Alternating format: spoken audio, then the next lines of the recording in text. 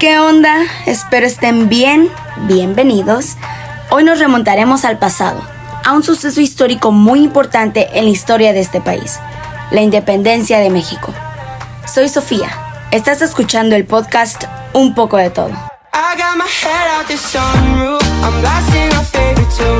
Como se sabe, cada 15 de septiembre se celebra la independencia de México. El presidente de la República realiza el famoso grito de independencia, donde se recuerdan algunos personajes que lograron la patria y libertad de nuestro país. Sin duda fueron fundamentales para lograr la independencia, pero más importante aún fueron los factores internos y externos que influyeron en el surgimiento y desarrollaron la guerra de independencia. ¿Cuáles fueron? A partir del siglo XVI fue invadido lo que hoy conocemos como México por la corona española. Los pueblos mesoamericanos fueron dominados, derrotados, masacrados, pulverizados, erradicados, conquistados. Creo que ya captaron el punto. Pasemos a las causas externas. Las ideas de la Ilustración. Esto fomentaba la confianza en la razón humana. Rousseau, Voltaire, Montesquieu fueron algunos de los personajes más importantes de esta corriente. Los Borbones también tenían ideas de Ilustración. Estos querían fomentar el desarrollo económico y un régimen absolutista. A estos se les llamó déspotas ilustrados. La invasión de España por Francia en 1808 por Napoleón Bonaparte hizo que se proclamara a José Bonaparte como rey en España. Esto causó desestabilización económica y política. La independencia de las 13 colonias. La guerra entre Francia e Inglaterra hizo que se subieran los impuestos a las 13 colonias acá en América. Ellos se mostraron indignados, así que empezaron la guerra de independencia de los Estados Unidos, lográndola en 1776. La Revolución Francesa. Esta principalmente tuvo un gran impacto en esta parte del continente, ya que universalizaba los principios de igualdad y fraternidad como base del contrato social.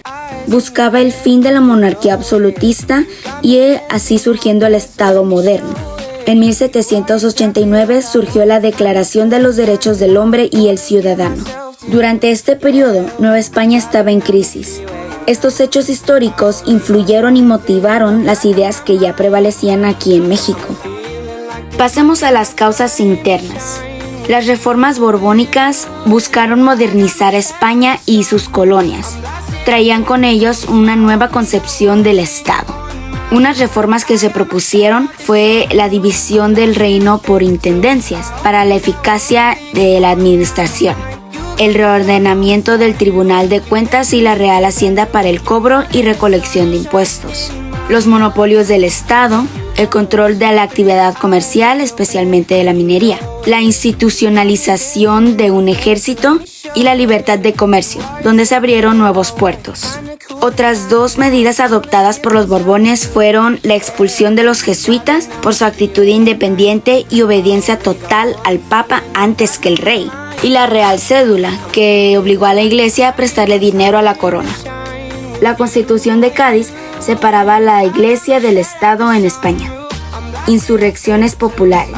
Las malas condiciones de trabajo, el problema de tenencia de tierras, las epidemias y sequías causaron mucha inconformidad entre los ciudadanos. Y esta empeoró en 1808, cuando la Real Audiencia recuperó el control político de Nueva España. En esta última mencionada, los más inconformes fueron los criollos, ya que criticaron el poder de los políticos, comerciantes y mineros españoles, ya que ellos, por ser hijos de españoles pero nacidos en Nuevo México, tenían menos privilegios. Empezaron a realizar juntas secretas o conspiraciones para luchar contra el régimen establecido, con excusa de que era un club de lectura. Después de la invasión napoleónica, se crearon dos posturas de gobierno para Nueva España. La primera, Ayuntamiento de la Ciudad de México. Proponía gobernar en ausencia del monarca y que el Congreso lo formaran diputados civiles y eclesiásticos. Y la mayoría eran criollos, así que ya sabrán cómo se pusieron los españoles peninsulares. No quisieron compartir el poder. La segunda propuesta de gobierno fue de audiencia, que consistía en que se quedara la misma jerarquía política que estaban en manos de los peninsulares. Esto llevó a la conspiración de Valladolid, y en 1809, ¡bam!, el primer intento de insurrección en Valladolid, hoy Morelia. Tenían dos objetivos: que el Congreso fuera soberano y que el gobernador fuera Fernando VII. Pero en 1809 fueron descubiertos. Los apresaron, aunque tiempo después los liberaron por intervención del virrey Francisco Javier Lizana. Conspiración de Querétaro. Los principales personajes fueron el sacerdote Miguel Hidalgo, el sacerdote Ignacio Allende, Juan Aldama, el corregidor Miguel Domínguez y su esposa Josefa Ortiz de Domínguez. Este tenía el mismo objetivo que la conspiración de Valladolid, la reinstitución de Fernando VII, llamando al pueblo el 16 de septiembre de 1810 a la iglesia de Dolores, conocido este evento como el Grito de Dolores. La Guerra de Independencia dura 10 años. Está dividida por 4 etapas, cada una tiene un líder y un documento importante. Inicio, de 1810 a 1811. Esta fue liderada por el cura Miguel Hidalgo y Costilla. Él buscaba el Congreso representativo, leyes de acuerdo con las necesidades del pueblo, reducir los impuestos y abolir la esclavitud. Después del Grito de Dolores, Hidalgo y los insurgentes toman la Lóndiga de Granaditas. ¡Bam! La primera batalla contra el ejército realista. Los insurgentes ganan y avanzaron. Lograron controlar grandes regiones como San Miguel el Grande, Celaya y Guanajuato. En octubre de 1810 se llevó a cabo la batalla del Monte de las Cruces por Miguel Hidalgo y ganaron. Se retiraron a Guadalajara, donde Hidalgo se autoproclamó generalísimo de las Américas y fundó el periódico El Despertador Americano. En 1811 se llevó a cabo la batalla del Puente de Calderón. Félix María Callejas derrotó a los insurgentes encabezadas por Hidalgo y fue fusilado a pura bala fría en Chihuahua, finalizando así la primera etapa. Etapa de organización, encabezada por José María y Pavón, 1811 a 1815. José María Morelos quedó a cargo de los insurgentes. En 1813, en el Congreso Nacional de Chilpancingo, se leyó el documento Sentimientos de la Nación, cuyas características son la absoluta independencia, la división del Estado en 3 poderes y el establecimiento de la religión católica como la única. En consecuencia, en 1814 se creó la Declaración de la Constitución de Apatzingán, creando así un régimen republicano, una soberanía popular y recalcando la importancia de la libertad. En 1815, Morelos fue capturado y fusilado. Etapa de resistencia, de 1815 a 1820. Tras la muerte de Morelos, el ejército insurgente se dividió, caracterizado por la guerra de guerrillas. El líder más importante fue Vicente Guerrero. Para esto el gobierno virreinal se fortaleció y en 1820 el virrey Juan Ruiz de Podaca decidió proclamar la Ley de Perdón y Olvido, con el fin de una amnistía o perdón de penas de los insurgentes y poner fin a la lucha de independencia.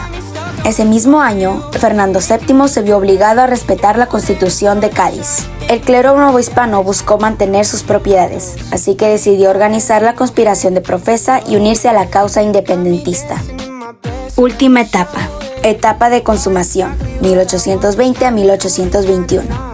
En 1821, Agustín de Iturbide fue nombrado comandante general del sur por el ejército realista. Decidió hacer una alianza con el ejército insurgente para mantener sus derechos como criollo. El 10 de febrero de 1821 sucede el Abrazo de Acatempán, donde Vicente Guerrero y Agustín de Iturbide juntan sus ejércitos y así forman el ejército trigarante y proclaman el Plan de Iguala, donde se buscó defender las 3 garantías: la religión católica como única, la independencia total de España y la unión de todos los habitantes. Con la llegada del último virrey, Juan O'Donoghue, el 24 de agosto firmó junto a Iturbide los Tratados de Córdoba, donde se reconoció la independencia de México, y el 27 de septiembre entran pacíficamente a la ciudad el ejército trigarante, señalando la consumación de independencia, siendo Iturbide el primer emperador del Imperio Mexicano el 21 de julio de 1822. Estas fueron las 4 etapas que se tuvieron que alcanzar para la independencia de México. Recuérdalo, ya que es pregunta de examen. Etapa 1, la de inicio. Segunda etapa, de organización. Etapa 3, de resistencia. Y la última etapa, etapa de consumación. Esto fue todo por hoy. Nos veremos en otro episodio del podcast Un poco de todo. Y por si acaso, buenos días, buenas tardes y buenas noches.